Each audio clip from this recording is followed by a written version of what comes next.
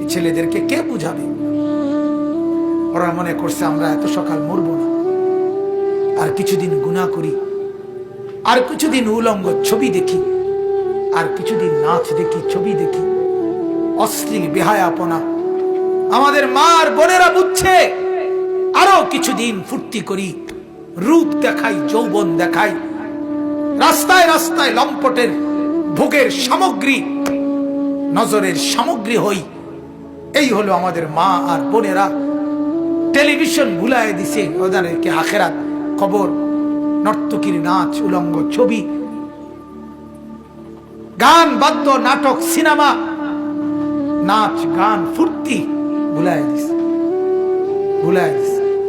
ঘূর্ণিঝড়ের পরের দিন আমি নরসিংদী গেছি, গিয়ে দেখি রাস্তার পাশে এরকম প্যান্ডেলের ভিতরে যুবক যুবতী ওপেন নাচতেছে, ডেক সেট বাজতেছে। আগের দিন ঘূর্ণিঝড়, অর্থাৎ ঘূর্ণিঝড় যে বিদায় নিছে এই কারণে খুশিতে আল্লাহর দুশমনরা কতক্ষণ নাচত। আল্লাহ আমাদেরকে মাফ করে দেন।